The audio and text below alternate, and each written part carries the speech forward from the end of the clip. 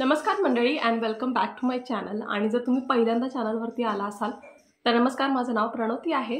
मी makeup video, skin care videos, hairstyle videos आणि भरपूर सारे मेकअप हॅक्सचे व्हिडिओज बनवत असते। जर तुम्हाला यापैकी कोणत्याही टॉपिकमध्ये इंटरेस्ट असेल तर चॅनलला सबस्क्राइब करायला अजिबात विसरू नका। तर आजचा जो व्हिडिओ आहे तो परत तुमच्यासाठी खूप हेल्पफुल व्हिडिओ असणार आहे। खूप छोटा व्हिडिओ असेल कदाचित, पण खूप जास्त इम्पॉर्टंट आहे। तो म्हणजे मेकअप करण्याच्या आधी काय स्किन केअर करायचं। म्हणजे बरेच जण मला प्रश्न विचारतात आणि इवन मी व्हिडिओमध्ये जेव्हा सांगते सुद्धा की आपल्याला मेकअप करण्याच्या आधी स्किन केअर करायचं असतं, तेव्हा मला भरपूर डीएम्स येतात की प्रणती काय लावायचं, कोणत्या क्रीम नंतर काय लावायचं। तर आज मी तुम्हाला खूप डिटेलमध्ये सांगणार आहे की मेकअप करण्याच्या आधी स्किन केअरमध्ये काय काय करायचं असतं, हे तुम्हाला मी आज सांगणार आहे। आणि जर तुम्हाला हे माहिती नसेल तर व्हिडिओ एंडपर्यंत नक्की बघा, कारण व्हिडिओच्या शेवटला सबस्क्रायबर शाउटआउट सुद्धा देणार आहे। त्यामुळे चला आता आपण व्हिडिओ स्टार्ट करू। सगळ्यात पहिली गोष्ट म्हणजे मेकअप कधीही डायरेक्टली स्किनवरती लावायचा नाही, कारण मेकअप लावण्याच्या आधी चेहऱ्याचा स्किन केअर करणं हे खूप गरजेचं असतं। बऱ्याच जणांना कंप्लेंट्स असतात की माझा मेकअप जो आहे तो मेकअप झाल्यानंतर खूप जास्त ड्राय दिसतो, किंवा माझा मेकअप काळा पडतो, किंवा अजिबात चांगलं दिसत नाहीये। तर असं का होतंय? तर त्याचं कारण असं आहे की तुम्ही मेकअप करण्याच्या आधी स्किनला प्रेप करत नाहीये, आणि त्यामुळे तुमचा मेकअप जो आहे तो चांगला दिसत नाही। आणि आता प्रेप करण्यासाठी काय काय करायचं आहे ते आता मी तुम्हाला क्विकली सांगणार आहे। सगळ्यात पहिला पॉइंट म्हणजे मेकअप करण्याच्या आधी चेहरा कायम स्वच्छ धुवून घ्यायचा। बऱ्याच वेळा चेहऱ्यावरती डस्ट असतो, ऑइल असतो, आपल्याला भरपूर घाम आलेला असतो, आणि त्याच्यावरती जर तुम्ही डायरेक्टली मेकअप लावायला चालू केला तर तो चांगला दिसत नाही। त्यामुळे कधीही मेकअप करण्याच्या आधी चेहरा जो आहे तो स्वच्छ धुवून घ्यायचा, फेस वॉश यूज करायचं आणि व्यवस्थित चेहऱ्याला क्लीन करून घ्यायचं। ही आहे स्किन केअर मधली सगळ्यात पहिली स्टेप, मेकअप करण्याच्या आधी फेस वॉश करणे। आता कोणताही फेस वॉश जो तुम्हाला सूट करतो तो तुम्ही वापरू शकता, असं काही नाही की हे वापरा किंवा ते वापरा। जो पण फेस वॉश तुम्हाला सूट करतो तो तुम्ही नक्की वापरा। स्टेप नंबर 2, आता आपला फेस वॉश करून झालेला आहे, त्यानंतर काय लावायचं? टोनर लावायचं। आता टोनर का लावायचं? टोनर लावल्यामुळे तुमचे पोर्स मिनिमाइज होतात, ऑइल जनरेशन कमी होतं, आणि स्पेसिफिकली जर तुमचा स्किन टाईप ऑइली असेल, तेलकट जर तुमचा चेहरा असेल तर टोनर तर अजिबात स्किप करायचं नाही।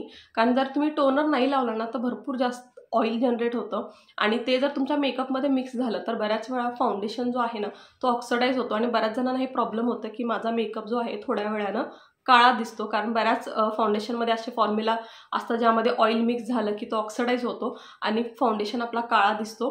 त्यामुळं टोनर अजिबात स्किप करायचा नाही। आणि आता तुम्ही म्हणाल की माझी स्किन टाईप ड्राय आहे तर मी सुद्धा टोनर वापरू का? तर आय वुड सजेस्ट, जर तुम्ही डेली वेअरमध्ये वापरत नसाल तरीच ओके, पण जर मेकअप करणार असाल तर नक्की टोनर यूज करा। स्पेशली आता तर समर्स चालू आहेत, उन्हाळा चालू आहे, खूप घाम येतं, म्हणजे ज्यांची स्किन टाईप ड्राय आहे त्यांना सुद्धा खूप घाम येतं, त्यामुळे टोनर अजिबात स्किप करायचं नाही। तर point number 2 is use a toner. सगळ्यात पहिला फेस वॉश लावलेला आहे आणि त्यानंतर टोनर लावलेला आहे। टोनर लावायचं सगळीकडे, 2 मिनटं त्याला डॅब डॅब करायचं, त्याला खूप छान असं फेसमध्ये मिक्स होऊ द्यायचं, ॲब्झॉर्ब होऊ द्यायचं, वेट फॉर 2 मिनिट्स। ओके, तर हा आहे सेकंड पॉईंट, टोनर यूज करणे। नंबर 3, मॉइश्चरायझर लावणे।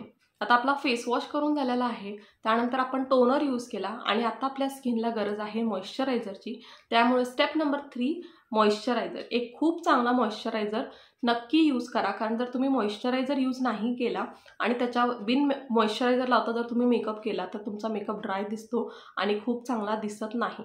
त्यामुळं स्किनला हायड्रेट करण्यासाठी मॉइश्चरायझर हे खूप गरजेचं आहे, आणि तुमचा जो स्किन टाईप आहे त्याप्रमाणे मॉइश्चरायझर सिलेक्ट करायचा।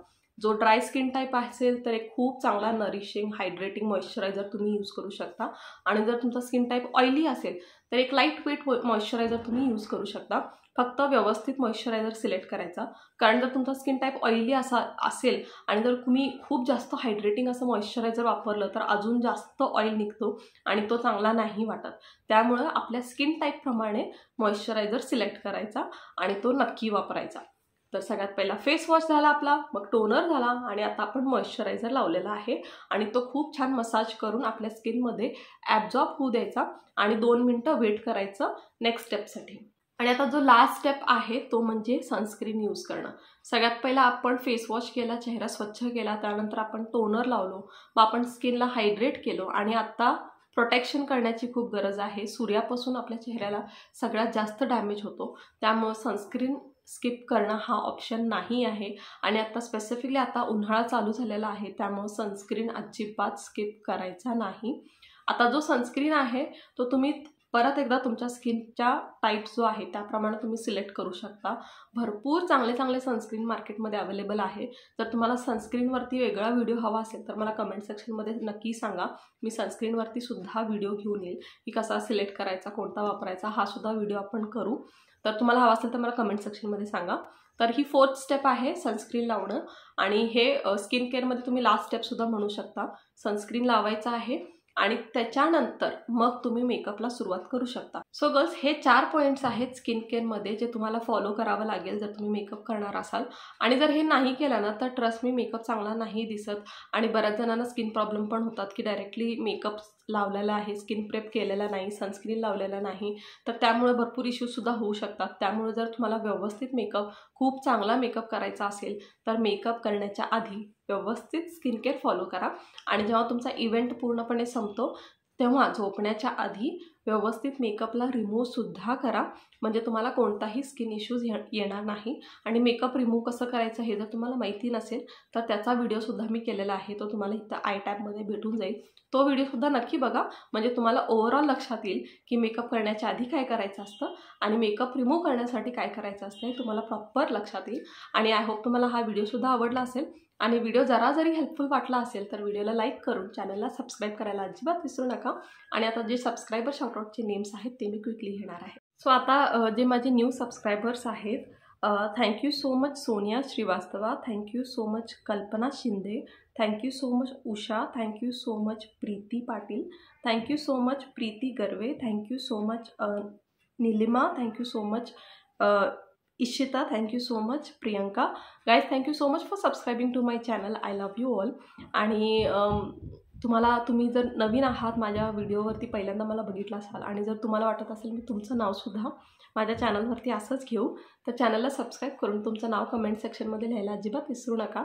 आणि काही व्हिडिओ रिक्वेस्ट असेल ते सुद्धा नक्की सांगा। आणि आता असंच मी मेकअपचे छोटे छोटे असे ट्युटोरियल्स तुमच्यासाठी घेऊन येणार आहे, सो दॅट तुम्ही मेकअप ॲक्च्युली शिकू शकाल।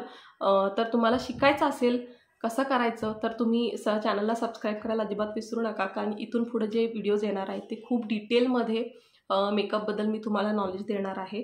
तर सबस्क्राईब करून बेल आयकॉन क्लिक करून ठेवा, सो दॅट तुम्हाला एक्झॅक्टली कळेल की मी कधी व्हिडिओ अपलोड केलेला आहे।